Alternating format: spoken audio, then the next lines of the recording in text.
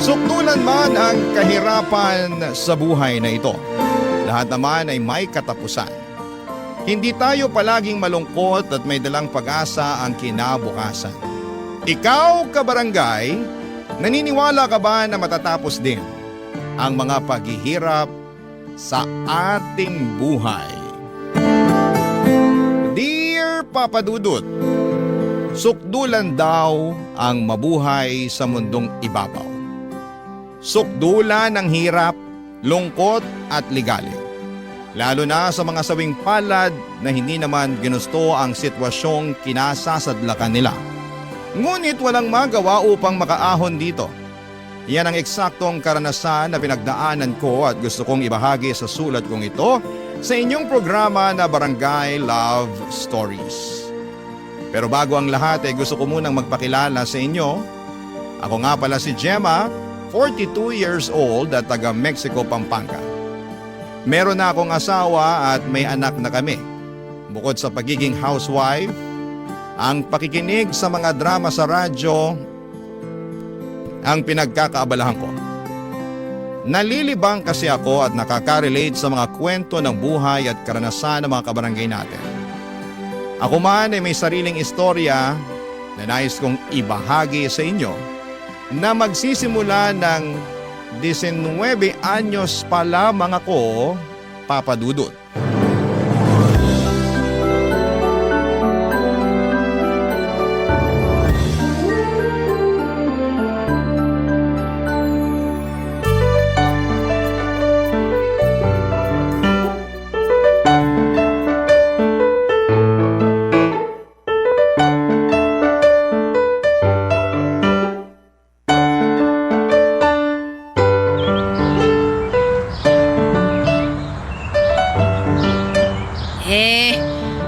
Kilala mo si Gustavo? Si Gustavo? Oh, yung pinagkakautangan namin ng tatay mo. Opo, natatandaan ko po siya. May lihim na pagtingin sa'yo si Gustavo, nak. Pero di na pala lihim. Kasi nagsabi na siya sa amin ng tatay mo. Ano po? Kursunada ka pala niya, Gemma. Sinabihan kami na kung mapapapayag ka raw namin na asawahin siya, abswelto na kami sa utang namin sa kanya. Naisip namin na malaking bagay at luwag sa dibdib namin ng tatay mo kung sakaling hindi na kami singilin ni Gustavo. Alam mo namang walang-wala tayo, di ba? Nasa magkano pa yung dapat nating bayaran sa kanya.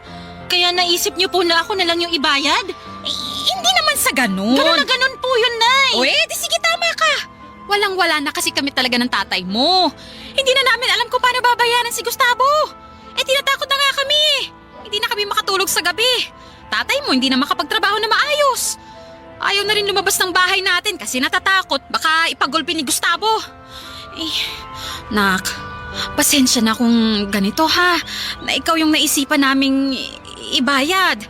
Pero nangako naman si Gustavo na tatratuhin kanyang mabuti. Kaya tiwala kami ng tatay mo na magiging maayos ang buhay mo sa poder niya. Ayaw mo bang guminhawa kahit papaano? Kontento ka nilang ba sa buhay natin na ganito? Isang kahig, isang tuka. Pero Nay, wala namang kasiguraduhan kung tutupad si Gustavo sa pangako niya sa inyo eh. Baka mamaya binibilog lang niya ang ulo niyo. Paano kung mapahamak ako? Ayoko, Nay. Ayokong sumama sa kanya. Anong ayaw mo? Hindi pwede. Dapat sumama ka sa kanya. Kasi ipinangako ka na namin ng tatay mo. Naman eh. Sarili niyong anak, pero kung tratuhin niyo ako, kung ipamigay niyo ako, paano naman akong bagay? Anak ka pa rin naman namin. Isipin mo na lang na na ginagawan mo ng malaking pabor ang pamilya natin. Maaati mo ba na mapahama kami ng tatay mo dahil lang sa hindi kami nakabayad ng utang kay Gustavo? Yung mga kapatid mo, maliliit pa. Kaya mo ba silang buhayin kung biglaan kaming mawala ng tatay mo? Sige, mamili ka. Ayusin mo ha, yung hindi mo pagsisisihan.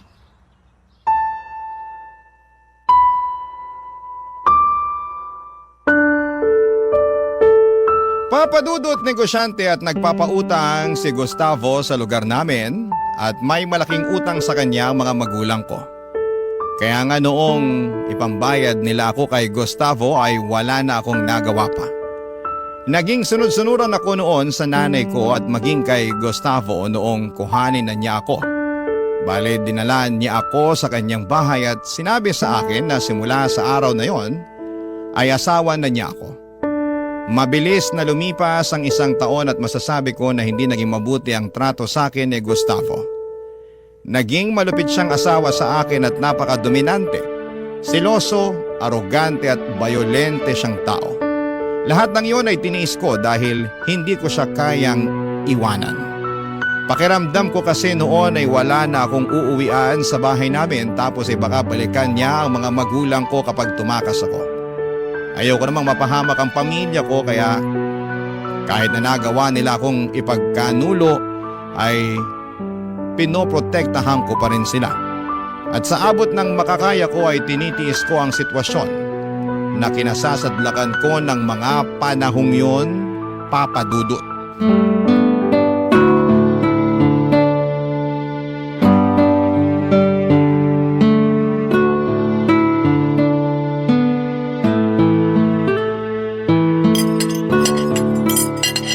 Siguradong matutuwa si Gustavo.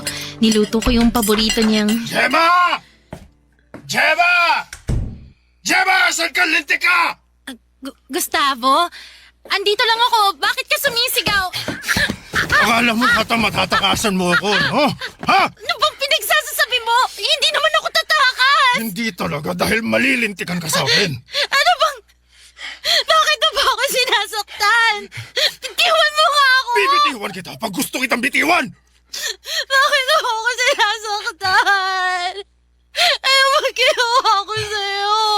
Wala ba pero wag mo nang subukan dahil hindi kita sasantuhin. Di naman yata makatwiran na nasaktan mo ako. Na magalit ka sa akin at pagbantayan mo ako. Wala naman akong ginagawang masama. Teka, lasing ka ba? Lasing ka na naman eh. O ano naman? Wala ka nang pakialam dun. Ha? Aray ko, nasasaktan ako, Gustavo! Huh? Bitiwan mo ako, pakiusap. Bitiwan mo na ako. O sige. Sige, bibitiwan kita pero diyan ka lang sa harap ko, ha? O ayan! Saan naman ako pupunta? Sige nga! Ewan ko! Basta merong bumubulong sa tenga ko na na baka iwanan mo ako. Na baka sumama ka doon kay Gregor, yung magtutubig. At saan naman ang galing yan? Ewan ko. Basta ko na lang naisip kasi kasi nakita ko kayong magkausap nung nakaraan. Gustavo, saglit lang naman yun eh. Tsaka hatong ko lang yun sa pinadeliver kong tubig dito sa bahay natin. Wala namang... Bakit mo ako sinumpal? Kasi nangangatuwiran ka pa. Nagsasabi lang naman ako ng totoo ha. Wala kaming ginagawang masama ni Gregor. Nag-usap lang kami, sandali lang yun. Pues wag mo nang kakausapin yung taong yun. Ha? Wala naman kaming ginagawang masama ni Gregor. Huwag mo na siyang ipagtanggol, Gemma! Hindi ko siya pinagtatanggol. Ay, talaga naman. Sumasagot ka pang linte ka, ha? Ano na naman gagawin mo sa akin, ha? Ano, sasaktan mo na naman ako? Eh, ikaw naman kasi. Kasalanan mo kung bakit ka nasasaktan. Masyado ka kasing malapit sa mga kalalakihan. Hindi lang doon kay Gregor, marami pa sila. Nakikita ko. Akala mo, hindi ano? Gustavo, wala naman akong ginagawang masama. Masyado ka lang talagang malisyoso. Basta intindihin mo kung bakit ako nagkakaganito. Takot lang ako, Gemma. Takot lang ako na baka... Ano? Na baka ano? Na baka iwanan mo ako. Na baka ipagpalit mo ako sa mas bata. Sa kaedad mo. Gustavo, hindi yun mangyayari kahit... Siguraduhin mo lang dahil sa oras na traidorin mo ako, Gemma. Sa oras na iwanan mo ako, may kalalagyan niyang pamilya mo sa akin.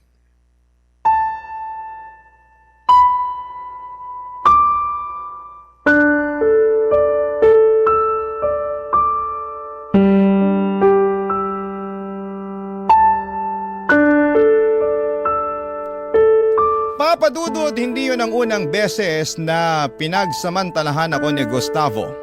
Kahit na mag-asawa na kami. Maraming beses na. Tulad ng dati ay wala akong magawa kapag nangyayari yon. Dala na rin siguro ng matinding takot kaya umiiyak na lamang ako at hinahayaan siya sa kademonyohan niya. Masakit, mahirap, nakakadiri at sa pakiramdam ko ay parang aping-api ako. Ngunit tiniis ko ang mga yon, alang-alang sa mga taong gusto kong protektahan. Sa tuwing may nangyayari sa amin ni Gustavo ay nabubuntis niya ako pero dahil sa pamimisikal niya sa akin, nakukunan po ako. Ilang beses na ngang nalagay sa bingit ng kamatayan ng buhay ko at minsan ko nang hiniling na sana'y mamatay na lamang ako para tuluyan ang makatakas sa malupit at mapang-abusong kamay ng aking asawa. Pero ewan, paulit-ulit pa rin akong nakakaligtas at nabubuhay.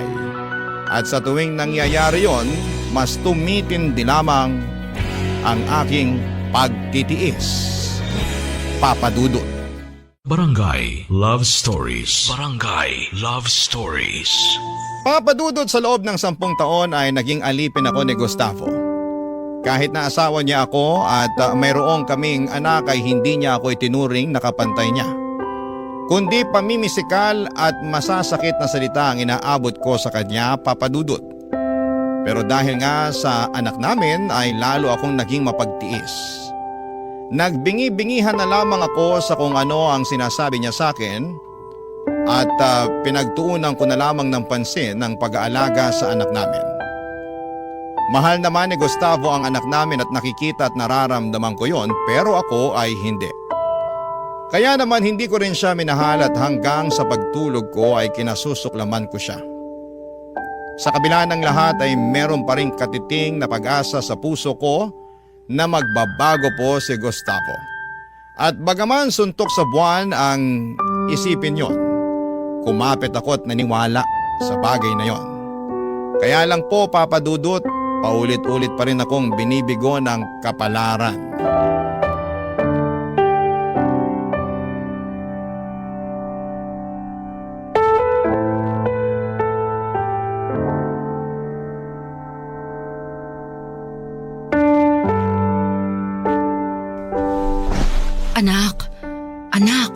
Anak, gumising ka. Diyos ko, kanina ka patulog at ang init ng katawan mo. Naku, ang taas ng lagnat mo, Nak. Anak ng lintik, bakit ang kalat dito sa bahay, Gemma? Gustavo, parang awa mo na. Dalhin natin sa ospital yung anak mo. O bakit? Napano ang anak ko? May sakit siya eh. Mainit yung buong katawan niya. Nanginginig siya tapos masama yung... Ay, nilalagnat. Nareremedyohan naman yan sa bahay. Hindi na yan kailangan dalhin sa ospital. Anong hindi? Sabi ko nanginginig na nga yung anak mo dun sa higaan, no? Eh, paano hindi manginginig? Nakatutok sa kanya yung electric fan. Anong nakatutok yung pinagsasasabi mo dyan? Wala kaya kami magamit na electric fan dahil sinira mo nung nakaraang nagwala ka. Tsaka, ayaw mo ba talaga maniwala na nanginginig na yung anak mo? O sige, halika, silipin mo doon sa kwarto. Tingnan mo, balot na siya ng kumot. Sus, bakit ko naman gagawin yon? Masasayang lang oras ko, saka ikaw yung nanay. Ikaw na dapat bahalang gumamot dun sa anak mo. Gustavo! Nanay lang ako! Hindi ako doktor! Wala akong pakialam, Gemma! Ikaw, Gemma! Saka bakit mo ako sinisigawan? Ha? Gustavo, bitiwan mo! Ha? Hindi ako makahinga! Ano ba, Gustavo? Eh! O, ayan! Madali naman ako kausap eh. Ikaw, Gemma, sa susunod ayos-ayusin mo yung pagsagot mo sa akin, ha? Baka nakakalimutan mo kung sino ang hari sa pamamahay na to. Ako yun, ha? Pinapaalala ko lang sa'yo. Hindi ko naman nakakalimutan yun eh. Tsaka ang sinasabi ko lang rito, na kanina mo pa hindi pinapakinggan, ay yung tungkol nga sa anak natin. Wala nga yan! Anong wala yan? Wala yan! Nag-iinarte lang yung anak mo. Hindi na yan kailangan dalhin sa ospital. Dito mo na lang sa bahay natin gamutin. Tingnan mo, bukas makalawa, magaling na yan. Hindi mo na kailangan gumastos ng malaking pera. Masyado kayong maksaya. Akala ninyo pinupulot ko lang talaga ang pera eh, no? Gustavo, ano bang pinagsasasabi mo? Wala akong pakialam, pagod ako. Puyat, inaantok, gutom. Gusto kong kumain. May niluto ka na ba? Ha? Wala na naman ano. Paano ako makakapagluto? Inaalagaan ko nga yung anak nating may sakit. Eh baka nakakalimutan mo na dapat mo rin akong alagaan. Di ba katarungan ka naman, Gustavo? Huwag mong ibalik sa akin yung pagkukulang mo. Kahit kailan talaga ginigigil mo ako eh. Napakawalang kwenta mong babae. Shh! Buti ba sa labas na lang ako kakain? Aalis ka?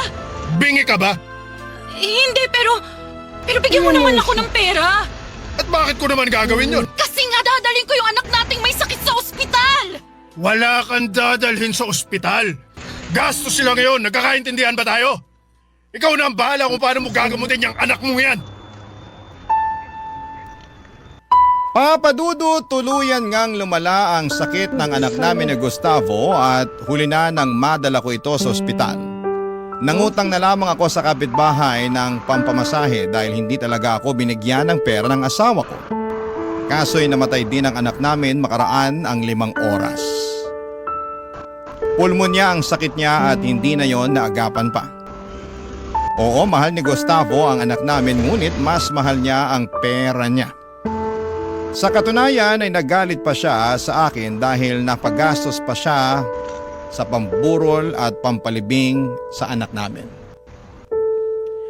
Durog na durog ang puso ko ng mga panahong yon na para bang gusto ko na ring sumama sa aking anak sa hukay. Gusto ko nang mamatay. Wala na rin namang rason para mabuhay pa ako sa mundo. Kaya nga noong desidido na akong magpatiwakal ay bigla akong ginulantang ng kapalaran. Imbes na ako ang mamatay, si Gustavo ang sumakabilang buhay nang maaksidente siya sa sinasakyan niyang motor. Malaya na ako noong nawala na si Gustavo. Pero pariwara pa rin ako. Kaya para makapagsimulang muli ay nagpakalayo-layo ako. Dinala ko ng aking kapalaran sa Maynila kung saan ay namasukan ako sa pabrika bilang trabahador. At doon ko nakilala si Javier na aming supervisor. Nagkamabutihan kami at hindi nga nagtagal ay nabuntis niya ako. Nagdesisyon kaming magsama agad at agad niya akong pinakilala sa Mami Lucinda niya, Papa Dudut.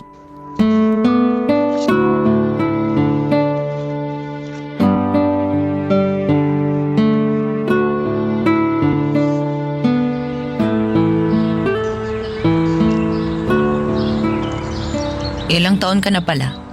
35 na po. Kung ganun, mas matanda ka pala ng 5 taon sa anak ko. 30 anyos pa lang naman si Javier eh. Javier, anak, anong nakain mo at pumatol ka sa babaeng mas matanda sa'yo? Mahal ko po si Gemma. At wala naman pong kaso sa akin ng edad niya, Mami. Halata nga, hindi mo naman siya bubuntisin agad kung hindi matindi ang pagmamahal mo sa kanya. Opo. Pasensya na po kung sa ganitong sitwasyon ko pa siya napakilala sa inyo. Masyado lang pong mabilis ang mga pangyayari pero wag po kayo mag-alala dahil nasa tamang edad naman na po kami. Hindi naman ako masyadong nag-aalala sa desisyon mo na yan dahil kilala kita. Kapag may gusto ka, hindi ka titigil hanggat hindi mo nasusunod. Tama ako, hindi ba? Opo, Mami. Kung nag-aalala man ako, dyan, kay Gemma. Sa edad niya kasing yan baka hindi na kaya ng katawan niya ang magbuntis. Alam niyo kasi, napapaso ang katawan ng babae sa pagbubuntis, lalo na kapag umiedad na kami. Gemma, unang beses mo lang bang magkakaanak? Hindi po. Ibig mong sabihin, nagkaanak ka na noon? Opo, pero... Diyos ko, mahabaging langit. Javier, ano bang klaseng babae itong napili mo? Mami, huminahon lang po muna kayo. Pakinggan niyo po muna si Gemma para malaman niyo yung totoo. Ano pa bang totoo ang dapat kong malaman? Tsaka alam mo ba na may anak na pala siya? Opo, alam ko po. Sinabi na sa akin ni Gemma. At ayos lang sa'yo na may anak siya sa ibang lalaki? Mami, pakinggan niyo muna si Gemma. May sasabihin pa po siya. Ano na namang revelasyon ang sasabihin niya? Santisimang babae ito. Ano po kasi, may anak na po ako sa una kong asawa pero Pero wala na po sila. Sinong wala? Anong wala? Patay na po sila. Yung asawa at anak ko. Diyos ko, mabaging langit. At matagal na rin namang nangyari yun. Single na po si Gemma nang makilala ko siya. Pareho kami, kaya wala naman po akong nakikitang mali sa pagsasama namin. Sandali, Javier. Anak naman. Wala pong kaso sa akin kung may naging asawa na siya noon. Nakaraan naman na po yun eh. Ang mahalaga, yung ngayon na kami na ni Gemma ang magkasama. Tingin ko talaga ginayuma ka ng babaeng yan para mapaibig ka sa kanya ng husto. Mami naman. Hindi po totoo yon. Hindi ko po ginayuma si Javier. Totoo man o hindi, wala na rin naman ako magagawa pa ron. Tsaka buntis ka na. Andyan na yan. Pangatawanan na lang. Papa Dudut, istrikta ang unang tingin at impression ko sa nanay ni Javier. Hindi rin ako masyadong komportable sa presensya niya. Ngunit sa abot ng makakaya ko ay pinakisamahan ko siya ng maayos. Siya rin kasi ang nanay ng lalaking iniibig ko at lola ng magiging anak namin ni Javier. At ayoko namang magkaroon ng masamang ugnayan sa kanya. Bagaman masasabi ko pa rin na hindi 100% natanggap ako ng nanay ni Javier, andun kasi yung pag-question niya sa nakaraan ko na para bang doon pa lang ay hinusgahan na niya ako. Pero binaliwala ko lamang ang bagay na yon dahil ang importante sa akin ay ang pamilyang bubuuin namin ni Javier. Papa Dudut, ni sa hinagap, hindi ko akalain na mabibigyan ako ng pangalawang pagkakataon na muling umibig. Kaya naman masaya ako sa pangalawang pagkakataong ito, Papa Dudut. Barangay Love Stories. Barangay Love Stories. Papa Dudut, kinasal kami ni Javier sa Huwes bago isilang ang panganay namin. Tapos ay nagrenta kami ng maliit na apartment pero nahirapan ako noong nanganak na ako, lalo't wala naman akong kamag-anak o magulang sa malapit na pwedeng mag-asikaso sa akin. Kaya nagkasundo kami ni Javier na tumira sa bahay ng nanay niya para mayroong umalalay sa akin, Papa Dudut. Masasabi ko na noong unay masaya naman at payapa ang pagtira ko sa bahay ng nanay niya. Kitang-kita ko na mahal niya ang apo niya. Pero nagbago ang lahat noong nagdesisyon si Javier na mag-ibang bansa upang mabigyan kami ng maayos na buhay ng anak niya. Simula kasi nang umalis ang aking asawa ay naging impyerno ang 4 na sulok ng bahay nila para sa akin. Там уже с Кирова можно поехать с коровой.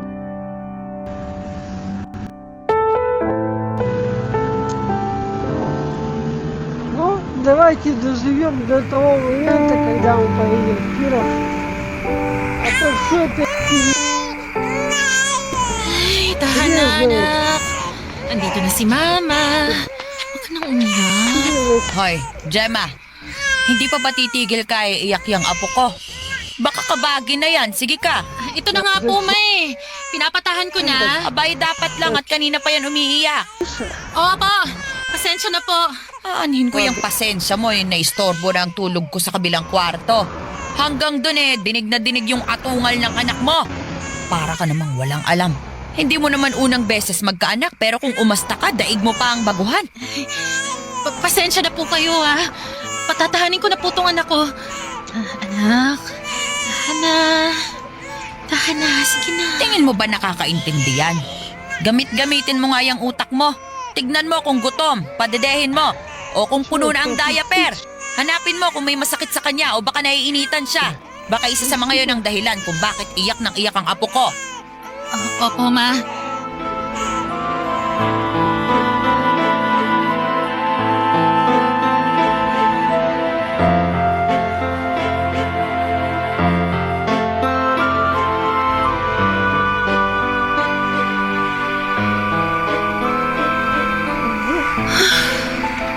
Buti na lang napatulog ko na yung anak ko.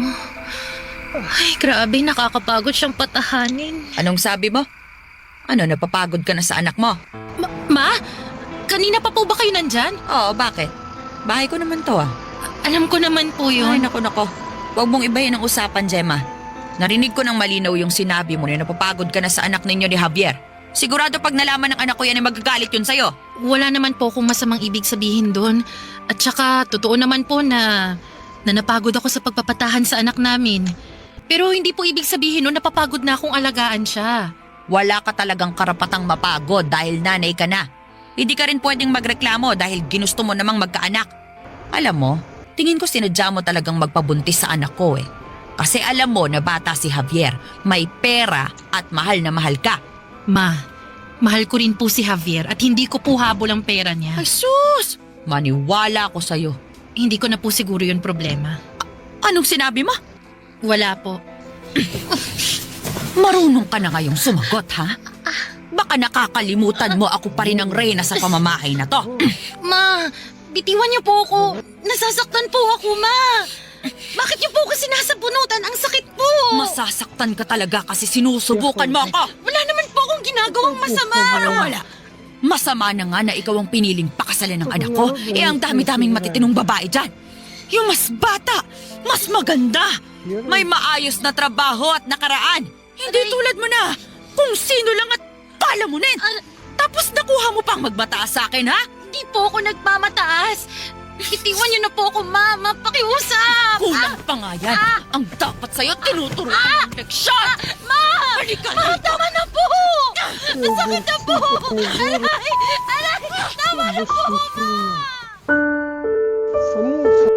Papa Dudut, kahit na hirap na ako sa kamay ng biyanan ko ay minarapat ko pa ring manahimik. Hindi ako nagsumbong sa asawa ko at hindi ako nagsabi ng masama tungkol sa nanay niya dahil ayokong masira ang kanilang relasyon. Muli ako nagtiis at umasa na magbabago pa ang turing sa akin ng nanay ni Javier. Pero sa araw-araw na lamang na nagdaan, mas tumindi at sumama ang ugali nito. Gusto ko na lang talagang mawala ng mga panahong yon. Mabuti na lang at nandyan pa ang anak namin ni Javier na siyang rason para manatiling matino at magpatuloy sa buhay. Pinangatawanan ko ang pagiging matiising babae pero paulit-ulit kong tinatanong sa Diyos kung ano ang kasalanan ko para maging sukdula naman ang pagpaparusa sa akin sa pamamagitan ng ibang tao. Hindi na kasi makatuwiran at napapagod na ako sa totoo lang.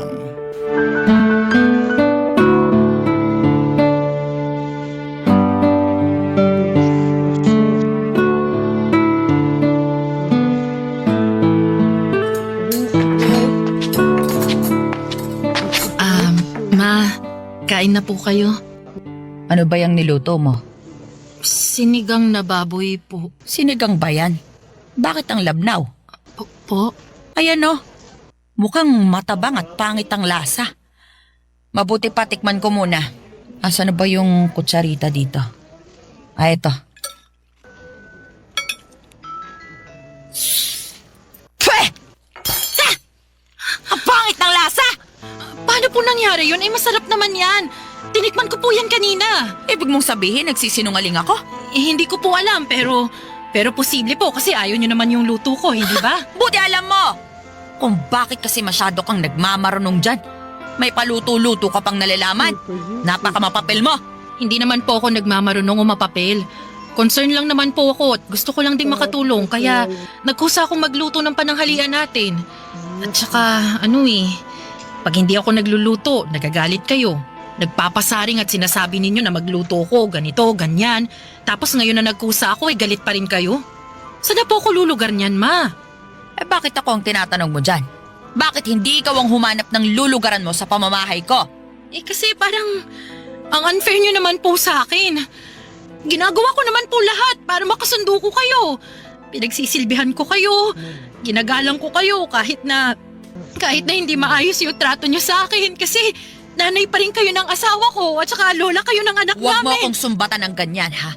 Lalo lang ako nang gigigil sa'yo, Gemma. Di po ako nanunumbat, Ma. Bakit ko naman po gagawin yun? Sinasabi ko lang naman po yung nararamdaman ko eh. Pues wala akong pakialam sa nararamdaman mo. Tsaka nakuha mo pa talagang sabihin na unfair ako sa'yo? Eh di mo man lang ba nahahalata na ayoko talaga sa'yo? Pero wala akong magawa dahil nga kasal na kayo ng anak ko. Eh kung sana, naging matalino lang si Javier sa pagpili ng babaeng mapapangasawa niya. Nangyayari rito? Bakit kayo sumisigaw, Mami? Teka, bakit umiiyak si Gemma? Javier, bakit ka nandito? Muwi po ako.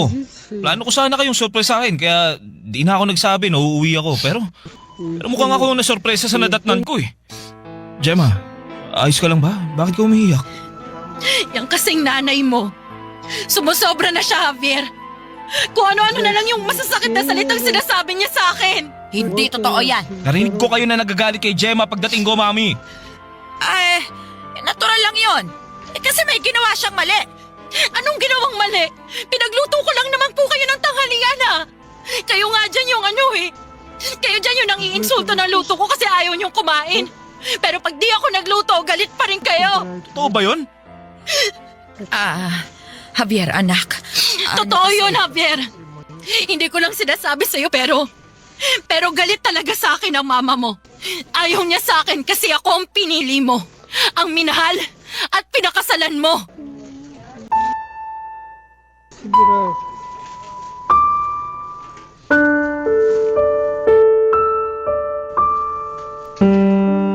Papadudot dahil sa revelasyon kong yon ay nagalit ng gusto si Javier sa mami niya. Hindi yon ang salubong na inaasahan ko at gustong mangyari noong biglang umuwi ang asawa ko pero wala na akong pakialam. Ilang taon din akong nagtiis sa masamang trato sa akin ng biyanan ko. Maging ang mga masasakit na salita na binato niya sa akin kahit na wala naman akong ginagawang masama sa kanya. Napuno lang ako, Papadudot, napagod at para bang gusto ko na lamang kumawala sa kanya. At dahil nga sa mga nangyari ay ura-urada kaming umalis sa bahay ng biyanan ko. Naghanap kami ni Javier ng marirentahang apartment kahit na pansamantala, Papadudot. Sa unang beses ay nakaramdam ako ng kapayapaan dahil magkasama na kami ng asawa ko. Ang nag-iisa kong kakampi. Nag-usap kami ng masinsina ni Javier tungkol sa mga nangyari. Humingi siya ng tawad sa akin dahil kinailangan kong indahin ang lahat, mapanatili lamang ang mabuting relasyon nila ng nanay niya.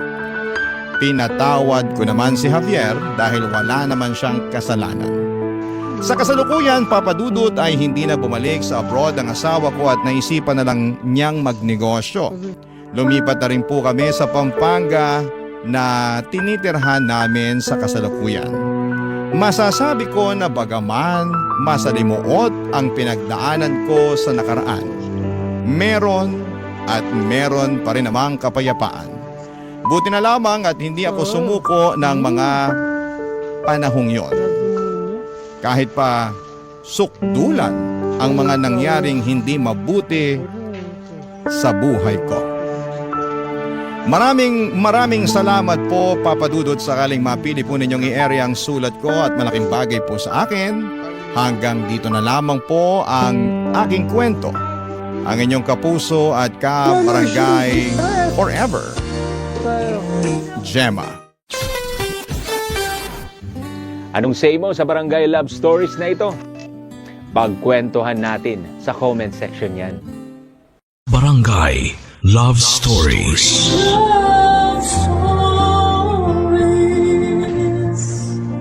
May mga taong kulang ang pagmamahal sa sarili. Kaya naman hinahanap nila ito sa ibang tao. At kadalasan ay wala silang pakialam kahit na may nasasaktan na sila. At may naaapakan. Ikaw, kabarangay, naranasan mo na bang maging makasarili sa ngalan ng pag-ibig?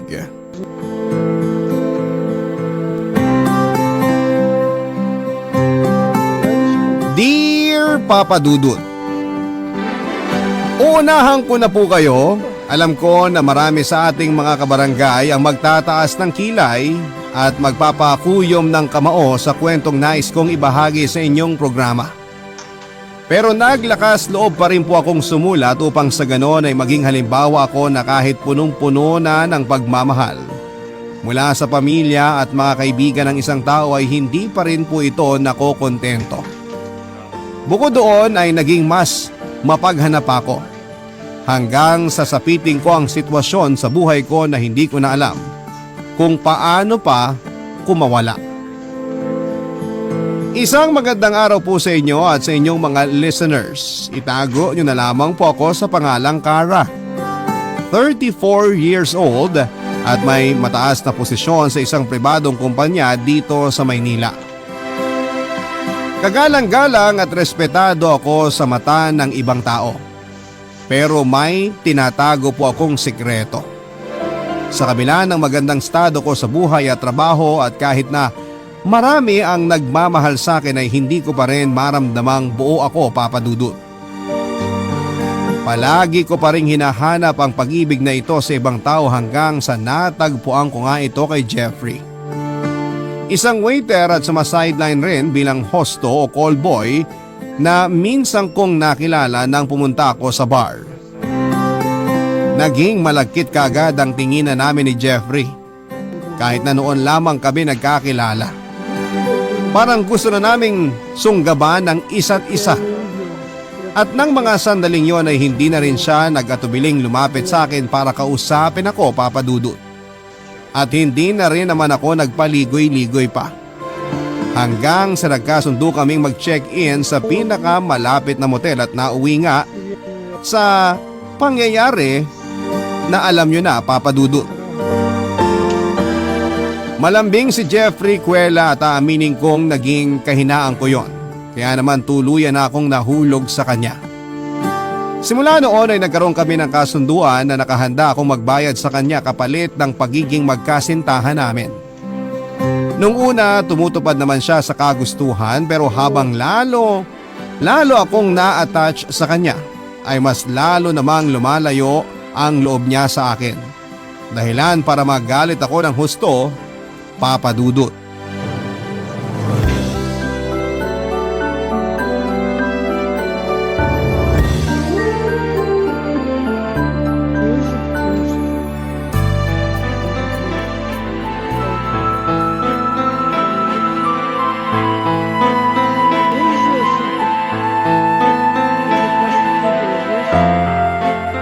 Jeffrey, pwede ba tayong mag-usap? Ikaw na naman? Ano bang ginagawa mo rito? At saka hindi mo ba nakikita may trabaho ko? Diyan pa kami ngayon. Huwag kang istorbo. Anong storbo? Hoy, wala akong pakialam kung may trabaho ka dito. Ang gusto ko, mag-usap tayo. Bad trip ka talagang babae ka. Ano bang gusto mong pag-usapan natin? Marami, Jeffrey. Bakit mo ba ako iniiwasan? Bakit hindi mo na sinasagot ang mga text, chat at tawag ko?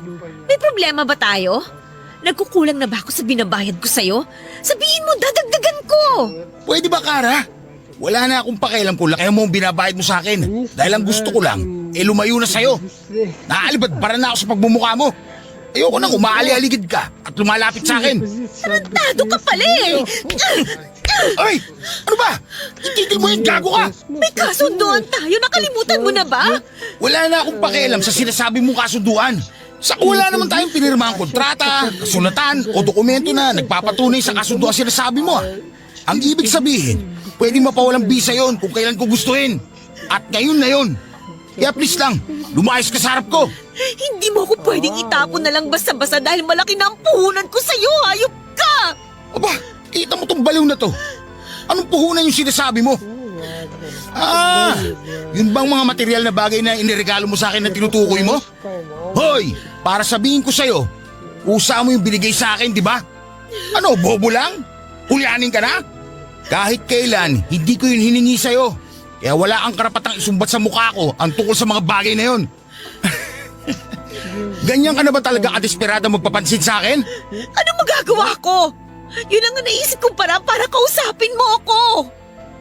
Jeffrey, kung hindi naman problema ang pera, bakit parang nagbago ng pakikitungo mo sa akin? Nasaan na yung dating Jeffrey na malambing? Pwede ba? Huwag mo nga akong dramahan. Nakakasuya ang pagmumukha mo. Para sabihin ko sa'yo, hindi talaga ako malambing. Ikaw lang naman ang gusto maglambing ako sa'yo, buwisit ka. Sige na, marami pa akong gagawin. Huwag mo akong talikuran, hindi pa tayo tapos mag-usap. Wala na tayong dapat pag-usapan pa. Hindi mo ba naiintindihan? Akala ko ba naman matalino ka, pero utak tingga ka rin pala. Ayoko na sa pera mo dahil ayoko na sa'yo. Hindi mo ako pwedeng itapon na lang ng parang basura matapos ang lahat ng namagitan sa atin. Walang kahit na anong namamagitan sa atin. Ilusyon mo lang yun. Pero gusto na kita! Ano ka mo? Nahulog na ako sa'yo, Jeffrey. Gusto ko nang tutuhanin ang lahat ng meron tayo. Please, bigyan mo sana ako ng pagkakataon para patunayan sa'yo kung gaano kita kamahal. Parang awa mo na, Jeffrey. Alam mo, para ang tanga. Lumuwag na ba talaga yung tornilyo mo sa utak? Para maisip na mahuhulog din ako sa tulad mo? Sinasabi ko na sa'yo na hindi yun mangyayari. Kaya huwag ka nang umasa pa na magiging tayo. Ilusyonada! Ang gusto ko, umalis ka na sa buhay ko. Dahil kung hindi, baka may kalagyan kang lintik ka. Papadudot daig ko pa ang inapaka noon ang pagkatao ng 1,000 ulit matapos manggaling sa bibig mismo ni Jeffrey na hindi niya matatanggap ang pag-ibig ko sa kanya. Doon ako nakaramdam ng labis na pagka-insecure lalo pat hindi yun ang unang beses na merong tumanggi sa akin, Papadudot. Hindi naman po sa pagbubuhat ng sariling bangko pero may ibubuga naman ako kung ganda lamang din ang labanan. Kaya bakit sawi pa rin ako at iniiwan? Akala ko dahil napapaligaya ko si Jeffrey sa kama ay mas madali na sa kanya na mahalin ako katulad ng nararamdaman ko noon. Pero nagkamali pala ako. Dahil sa nangyari ay nagsimula na akong iwasan at layuan ni Jeffrey. At kahit na isampal ko pa sa mukha niya, ang perang kaya kong ibayad sa serbisyo niya ay wala na rin yung epekto sa kanya. Dahil mas nanaig kay Jeffrey ang pagkairita niya sa akin. Kung ituring nga niya ako ay parang meron akong nakakahawang sakit, Papadudot. Akala ko kaya ko nang tuluyang kalimutan ang katulad ni Jeffrey, Papadudot. Kaso kapag nakikita ko kung gaano siya kasaya sa mga bago niyang kliyente, ay hindi ko mapigilan ang sarili ko na magselos at masuklam. Sa huli ay wala rin naman ako nagawa. Ayoko nang kawawain na sa kanya ang sarili ko dahil kung ayaw niya sa akin ay kawalan niya yon. Kaya nga kahit masakit at malungkot ay tiniis ko yung pakiramdam at umarting hindi nasasaktan.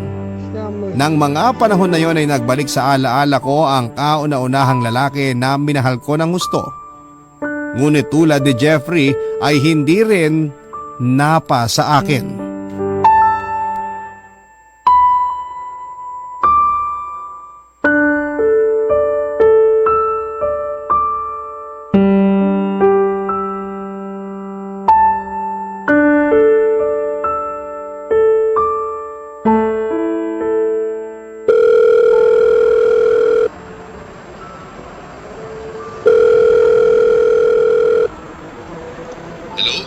Sino to? Hi, Mond. Oh, napatawag ka. Nagpalit ka na pala ng number. Paano hindi ako magpapalit? Binlock mo na yata ako dun sa dati. Pero mabuti na lang dahil may paraan pa rin ako para makontak ka. Ilang beses ko bang dapat sabihin sa'yo na wag mo na akong tatawagan? Ano kung malaman ng ate mo na nag-uusap tayo? Ano na lang ang iisipin nun? Huwag mo masyadong alalahanin si Ate Tanya. Hindi naman madaling maghinala yun. Tingnan mo, hanggang ngayon wala pa rin siyang kaalam-alam na dati tayong magkarelasyon bago siya umiksena sa buhay natin. Matagal na yung Kara. Tapos na rin naman tayo. Ang ate Tanya mo na ang mahal ko. May anak na nga kami, di ba? Ganon-ganon na lang ba yun? Porke nabuntis mo ang ate ko, basta mo na lang ako iiwanan sa ere o itatapo na parang basura? Sobrang sama mo naman, Raymond. Akala ko ba ayos lang sa'yo? Di ba nga, sabi mo sa akin nun, hindi mo na ako mahal? Madalas na tayo nag-aaway. Nasusuya na ako. Kaya ka ba naghanap ng iba? At ang galing mo naman dahil ate ko pa talaga ang napili mo, no? Ganyan ka na ba talaga kasamang tao? Alam mo, hindi kita maintindihan. Kung umasta ka, akala mo may nagawa akong malaking kasalanan sa'yo. Samantalang kung iisipin, sukang-suka na tayo nun sa isa't isa. Anong magagawa ko kung si Tanya ang nandyan para damayan ako? Sige nga, sabihin mo nga. Di sana umiwas ka na lang, kaso hindi Nagawa mo pang patulan ng ate ko at ang masahol doon, binuntis mo pa siya. Napakawalang niya mo rin Gusto mo pa talagang ipamukha sa akin kung gaano ka kasaya samantalang ako nagdurusa? Ikaw ang pumili ng pagdurusang yan, Kara. Wag na wag mong isisi sa akin kung bakit hanggang ngayon miserable ka pa rin. Sa kasalanan mo rin yan. Masyado kasing mataas ang tingin mo sa sarili mo. Kaya palagi ka na lang iniiwan ng mga lalaking nakakarelasyon mo. Ano bang gusto mong palabasin? Na ikaw na lang ang palaging magaling? Kung inaakala mo na susunod sa lahat ng gusto mo ang magiging karelasyon mo, pues, diyan ka nagkakamali. Ayaw na ayaw naming mga lalaki yung may nagdidikta sa amin. Kaya siguro hindi nag-workout yung relasyon natin noon. Dahil sa pagkakontrolling mo. Huwag mo isisi sa akin kung ganito ako. Ano magagawa ko kung ganyan lang kayo? Sa lagay, gusto mong igaya ko sa inyo ang sarili ko? Samantalang alam na alam mo naman na hindi ako ipinanganak sa mundong to para tratuhing pangalawa lang sa lahat ng bagay, lalong-lalo na sa relasyon. Hindi ako katulad ng ate ko, Raymond. Hindi ako sunod-sunuran sa lahat ng gusto mo. Tandaan mo yan.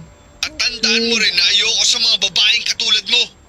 Kaya bago pa magkanda leche-leche ang lahat, ibababa ko na tong phone. Malapit nang matapos maligo ang ate mo. Mamaya mahuli pa ako nung kausap ka. Baka kung ano pang isipin nun. Napakasama mo talaga. Wala kang konsensya. Tigilan mo na kasi ako. Ewan ko ba naman sa'yo, ba't ka pa rin habol ng habol sa akin? Kung hindi ka pinanganak para maging mahina, bakit hinahayaan mo ang sarili mo na maging miserable? Mag-isip-isip ka nga. Matalino ka naman. Pero bakit parang hindi mo ginagamit ang utak mo? Sige na. Napakawalang yaman, Raymond! Hayop ka!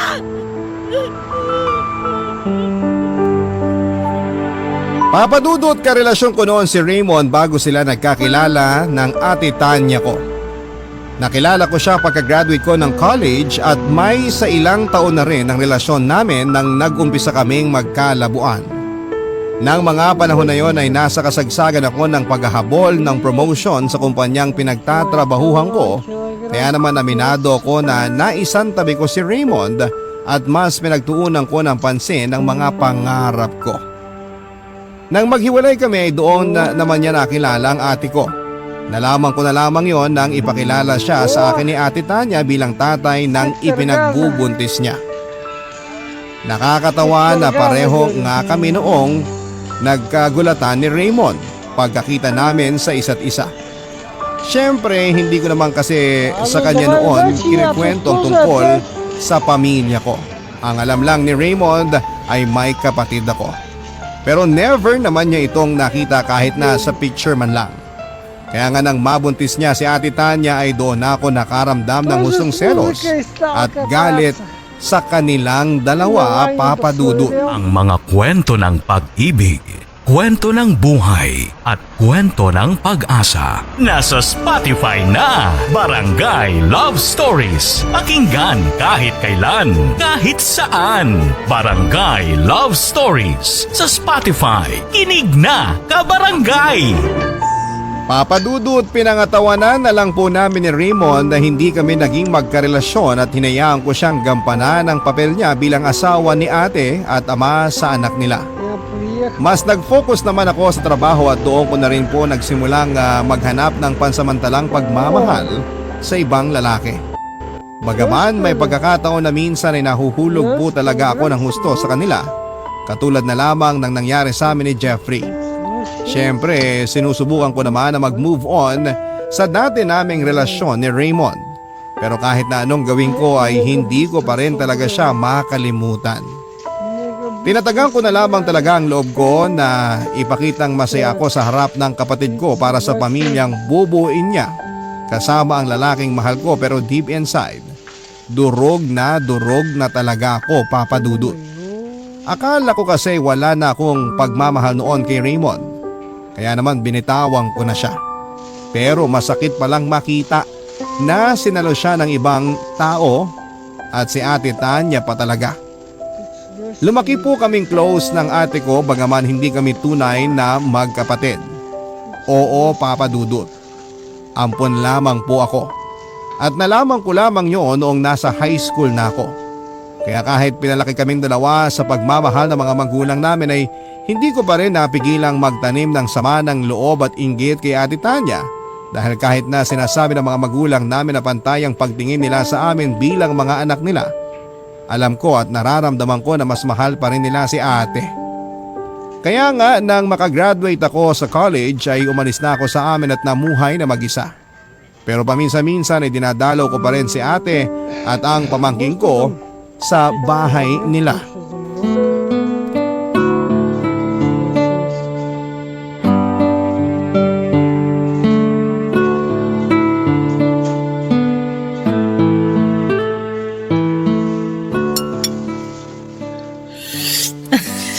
Oh, dahan-dahan.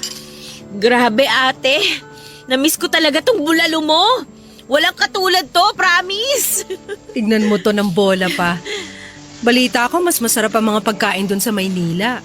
Iba pa rin yung luto mo, the best. Pero seryoso ha, namiss ko talaga ang mga lutong bahay mo ate. Tingnan mo, ganado-ganado talaga akong kumain. Tsaka na muna ako magda-diet, susulitin ko muna tong bakasyon ko rito. Anong diet? Hindi ka naman mataba para mag-diet Si ate talaga, hindi lang naman para sa mga matataba ang pagda-diet. Siyempre, nagkakaedad na tayo. Dapat mas maging maingat na tayo sa mga kinakain natin. Alam ko naman yon, kaso sa itsura mo, mukhang hindi ka naman nakakakain ng maayos. Tsaka tingnan mo, ang itim na ng eye bags mo. Pambihira, natutulog ka pa ba ng maayos? Oo naman. Stress lang siguro ako sa work kasi alam mo na, ang daming ginagawa. Minsan nga hindi na rin ako nakakakain sa tamang oras kasi uunahin ko pa ba yun? Ay nako, mali pa rin yon.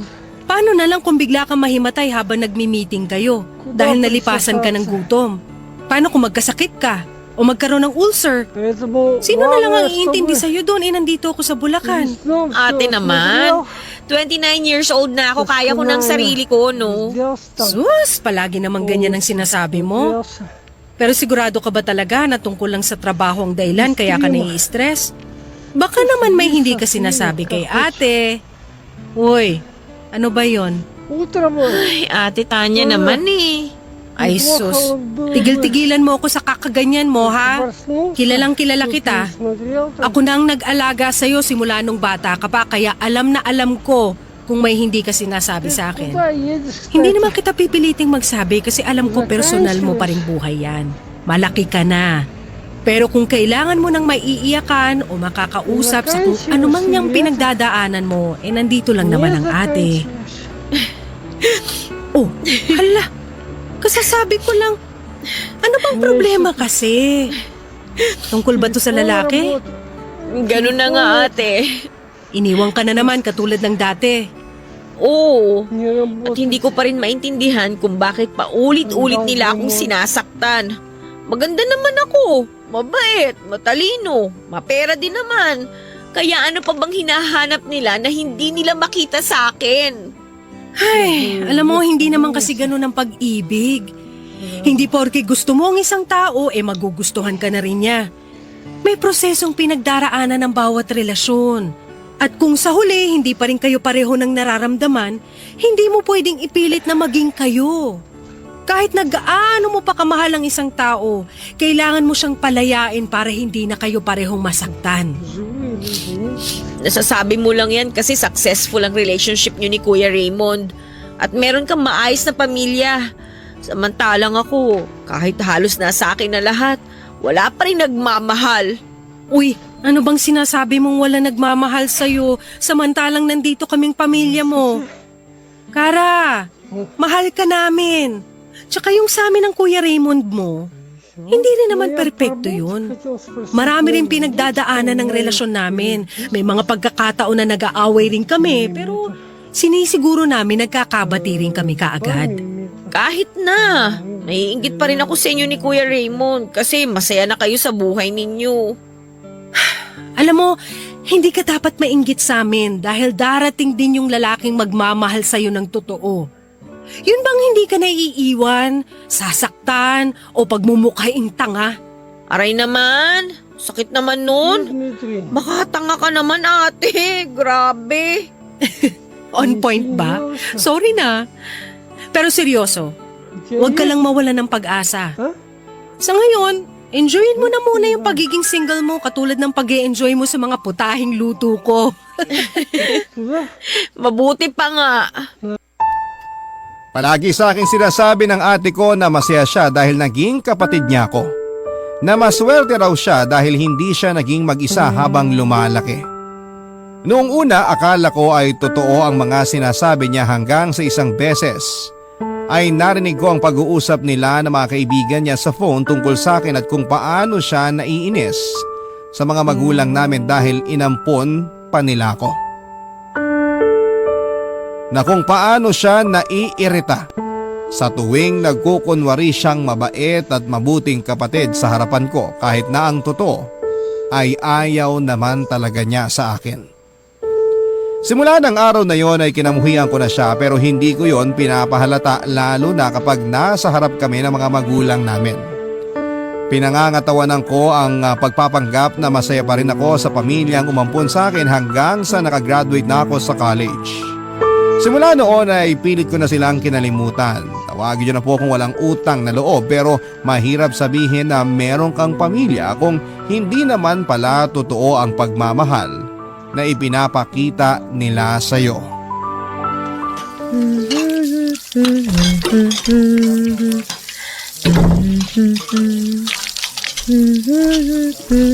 Tanya, mahal. Kara, anong ginagawa mo rito? Bakit? Nagulat ka ba? Hindi mo inaasahan ang pagbisita ko? Alam ba to ng ate mo? Siyempre. Sa katunayan, siya pa nga nag-imbita sa akin. Namimiss na raw kasi ako ng anak niyo, kaya ayun. Siya nga pala, nandito rin ako nung isang araw kaso ikaw naman yung wala. Sayang, hindi tayo nagkita. Halika nga rito. Huwag mo akong hawakan! Buwisit ka! Ikaw ang buwisit! Gusto mo ba talaga makita tayo ng ate mo na may ginagawang kung ano? Huwag kang nga parang tanga dyan. Wala si ate. May biniling rekado dun sa tindahan. Tsaka ano naman ang gagawin natin na kinatatakutan mong makita ng kapatid ko? Ay, buwisit ka talagang babae ka. Bitiwan mo ako! Aray, ano ba? Makatulak naman. Parang hindi ka nasarapan ah. Aminin mo, hindi mo na-miss ang halik ko? Ano bang pinagsasabi mo? Kunwari ka pa pero halata naman sa'yo na nasarapan ka. Sigurado ka bang nasasatisfy ka ng kapatid ko sa kama? O baka naman binibitin ka niya? Kilala ko yun eh. Mahina ang resistensya nun. Hindi nga nakakatakbo ng malayo yun tuwing may palaro sa school namin dati. Bakit mo ba ginagawa to? Bakit mo ba kami ginugulo? Hindi ka ba masaya para sa amin ng ate mo? At gusto mo pa talagang sirain ang pamilya namin? Ganyan ka na ba talaga kadesperada? Kilabutan ka nga. Ako? Kikilabutan? Hoy, sandali nga ah. Ako ba talagang dapat kilabutan dito? Samantalang sa ating dalawa, ikaw tong mukhang nakukulangan sa ate ko. San mo na naman nakuha yung hinala mo na yan? Nakita ko yung cellphone mo. Naiwan mo raw, sabi ni Ate Tanya. Kaya ayon, pinakialaman ko muna pag alis niya. Hindi mo naman sinabi. Hindi ka ba pala nagpapalit ng password? Nabuksan ko tuloy yung cellphone mo. At ang dami ko nakita. Kung sino-sinong babayang chinachat mo at puro kalaswaan ang pinag-uusapan ninyo. Swerte mo lang hindi makalikot si Ate Tanya kaya hindi nabubuking ang kagaguhan mo. Pero mukhang malapit na niyang malaman dahil sasabihin ko...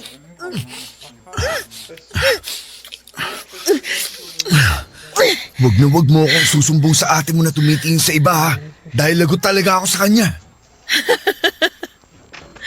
Sige, basta bahalikan mo lang ako.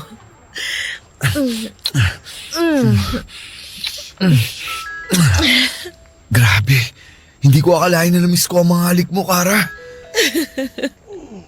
Sabi ko naman sa'yo eh. Nang mga panahon na yon ay tuluyan na nga akong naging makasarili at hinayaan ang pagnanasa ko para kay Raymond na magtagumpay kahit na nga asawa siya ng kapatid ko, Papa Dudut. Hindi ko na inisip kung kasalanan ba ang ginagawa namin dahil pareho naman po namin yung gusto. May sa ilang minuto rin noon ang nagdaan bago nakabalik sa bahay si Ate Tanya, kaya nagkaroon pa kami ng pagkakataon ni Raymond na umarting walang nangyari. Simula noon hanggang sa bago ko umalis sa bahay nila ay naging malagkit na po ang tinginan namin sa isa't isa. Hindi nga nagtagal ay nagsimula na kaming magpalitan ng text messages. Tulad nga ng sinasabi ko noon ay hindi makalikot at hindi mapanghinala si Ate Tanya. Tiwalang-tiwala kasi siya na tapat sa kanyang asawa niya. Kontraktor po si Raymond Papadudut at may pagkakataon na nadidestino siya sa iba't ibang lugar sa ilang araw at syempre kapag nasa Maynila siya, nagpupunta siya sa apartment ko at doon ay may nangyayari sa amin. Ang mga kwento ng pag-ibig, kwento ng buhay at kwento ng pag-asa. Nasa Spotify na! Barangay Love Stories. Pakinggan kahit kailan, kahit saan. Barangay Love Stories sa Spotify. Kinig na, kabarangay! Tinigilan ni Raymond ang pagkikita namin ng lihim. At kahit lantarang pagtataksil na ang ginagawa namin ay wala kaming pakialam. Nang mga panahon na yon ay tiwalang-tiwala sa kanya ang Ate Tanya ko, kaya kahit na anong gawin niyang palusot o dahilan ay pinaniniwalaan siya nito. Aaminin ko na nakukonsensya rin po ako dahil trinataydor ko ang kapatid ko, pero kapag naaalala ko na hindi naman niya talaga ako noon totoong tinuring na kadugo, katulad ng madalas niyang sabihin sa akin, ay mabilis ko ring nasasaway ang sarili ko. Pinipigilan ko po ang sarili ko na mahulog pang lalo kay Raymond dahil alam ko naman sa sarili ko na hindi na niya ako magugustuhan. Ako lang naman po itong nagpupumilit na magkabalikan kami at sa sobrang pagkadesperada ko ay nagawa ko siyang akitin. Akala ko ay sapat na yon para iwanan niya ang mag-ina niya at mag-umpisa ng panibagong buhay na kasama ko. Katulad ng dati. Kaso nagkamali po ako, Papa Dudut. At mukhang sa hindi ko na mabilang na pagkakataon ay nasaktan na naman ako, mga kapuso.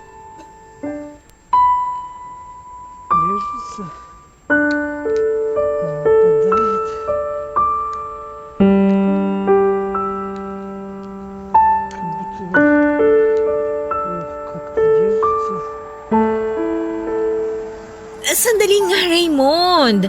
Saan ka pupunta? Hating gabi na. Tinawagan ako ni Tanya. Iyak siya ng iyak dahil sinugod daw sa ospital ang anak namin. Kailangan ko umuwi, Kara. Uuwi ka? Teka nga, gabi na. Wala ka na masasakyan. Wala akong pakialam. Kung kailangan ko mag-abang sa terminal, gagawin ko. Kailangan ako ng anak ko. Hindi mo ba naiintindihan yun? Naiintindihan ko. Kaso paano na lang ako kapag umalis ka? Magkikita pa ba tayo ulit? Yan pa talaga ang naisip mo samantalang nasa ospital ang anak ko, Kara? Nag-iisip ka ba talaga? Saka anong paano ka? Bakit? May tayo ba? Wala naman, di ba? Sino ka ba? Pero may nangyayari sa atin Akala ko kasi. Akala mo lang yun. Bakit? Nag-assume ka ba talaga na magugustuhan ulit kita tulad nung dati? Sex lang ang habol ko sa'yo, Kara. Yun lang. Wala nang iba. Kaya pwede ba tigilan mo ako sa ganyan mo? Walang iya ka pala talaga eh! Aray ko, ano ba? Siraulo ka na talagang babae ka! Ikaw ang siraulo! Ang kapal naman ang mukha mo! Paano mo naatim na sabihin sa akin ang tungkol sa bagay na yan pagkatapos mo magpakasarap kasama ako? Tapos ano? Magkukunwari kang responsabling tatay dyan sa anak nyo ni ate? Kahit na hindi mo nga siya maalala nung may nangyayari sa atin! Napakagago mo! Lalaki ako! May pangangailangan! Nagkataon lang na sa'yo ako nasasarapan kaya binabalik-balikan kita. Pero kung papipiliin ako sa inyo ng anak ko, mas pipiliin ko ang anak namin ni Tanya. Saka sinabi ko naman na sa'yo noon na hindi na kita mahal. Ilang beses ko bang dapat ulitin sa'yo para maintindihan ang mapurol mong utak? Nakakabwisit kang babae ka. Napaka-ambisyosa mo na nga, mapalakit ka pa. Ikaw ang buwisa dahil ginamit mo lang pala ako! Napakasama mong tao! Anong ginamit? Wala akong ginagamit, Kara.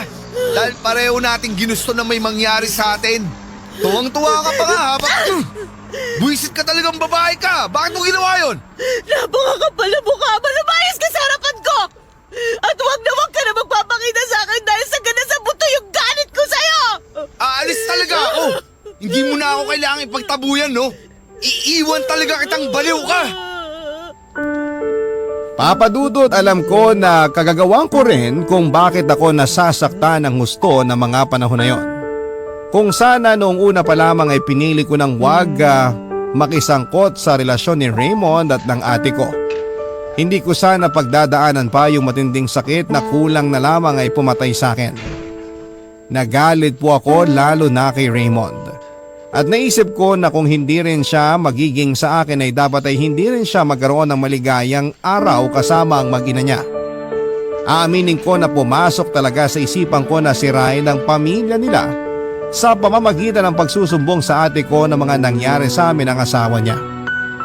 Pero sa huli, hindi ko na lamang po tinuloy ang plano kong yon, Papa Dudut. Alam kong huli na ang lahat dahil may nangyari na sa amin ni Raymond, pero nang panahon na yon ay pumasok sa isipan ko ang anak nila, Papa Dudut. Bigla ko kasing nakita sa kanya ang sarili ko. At kung sakali na lumaki man siyang walang magulang dahil sa akin ay hindi ko mapapatawad ang sarili ko. Pero syempre, hindi lahat ng lihim ay maitatago habang buhay. Totoo po ang kasabihan na walang lihim na hindi mabubunyag. Yun po ang eksaktong nangyari matapos biglang kalikutin ni Ate Tanya ang phone ni Raymond at malaman niya ang affair namin ng asawa niya. At para po siyang bombang bigla na lamang sumabog matapos ko noong pumunta sa bahay nila para bisitahin ang pamangkin ko.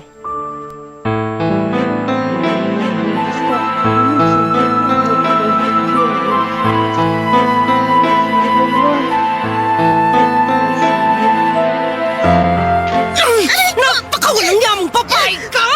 Alam mo ka mo na magpakita sa amin! Ate, bakit mo ako sinasabunutan? Tinatanong mo pa talaga?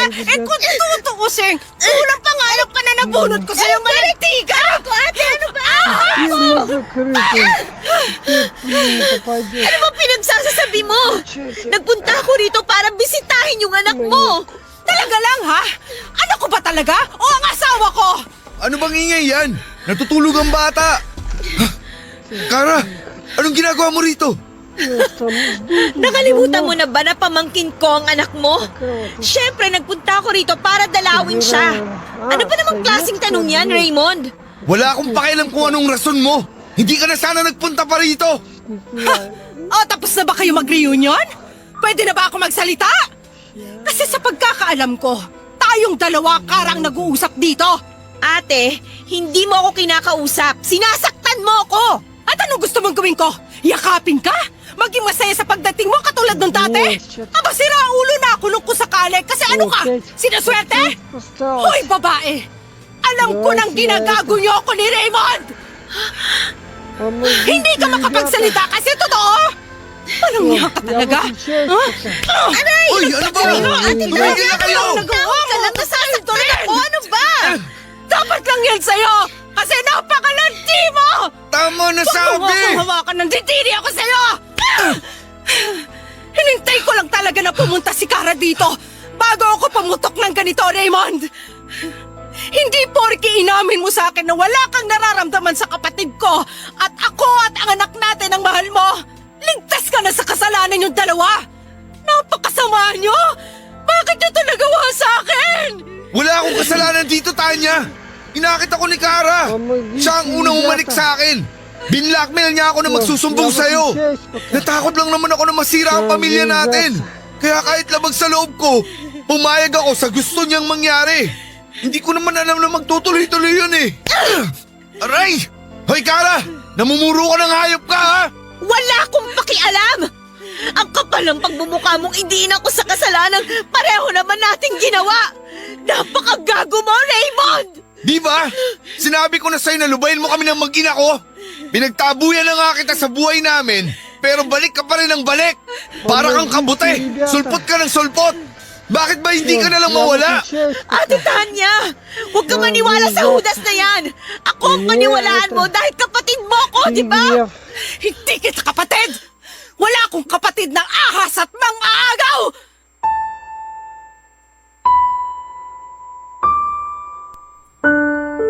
Papa Dudut, pareho po kami ni Raymond na pinalayas ni Ate Tanya sa bahay niya. May punto na kulang na lamang ay pagsusuntukin ko na ang walang hiyang lalaking yon dahil sa kasinungalingan niya. Pero sa huli ay pinili ko na lamang po na umalis na lamang. Sobra-sobra po ang pagsisisi ko dahil hinayaan ko pang umabot sa puntong yon ng lahat. Lalo na kung sa una pa lamang ay iniwasan ko nang tumikim ng kasalanan.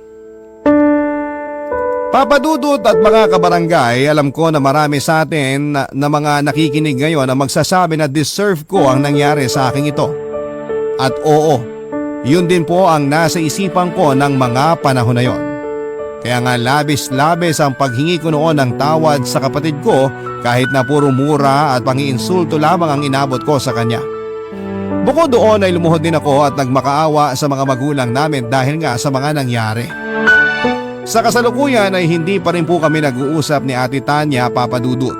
At ang huling natatandaan ko ay naghiwalay na rin sila ni Raymond. Kinakausap pa rin naman na po ako ng mga magulang namin at nagpapasalamat ako sa kanila ng husto dahil kahit na nakagawa po ako ng pagkakamali ay hindi nila ako kinamuhian.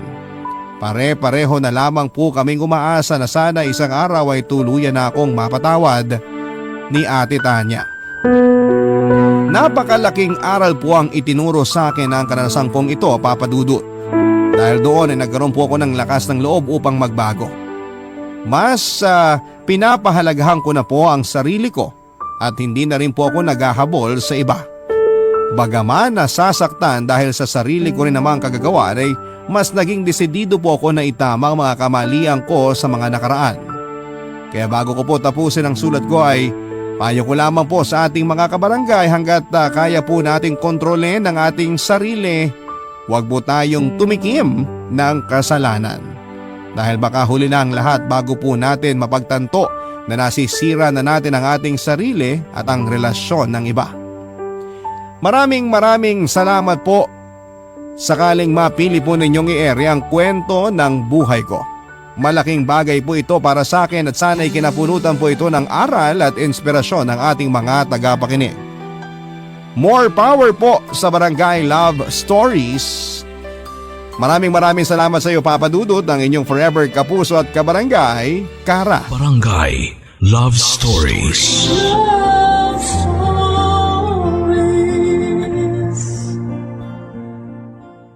Barangay LS 97.1 97.1 Number 1 Forever.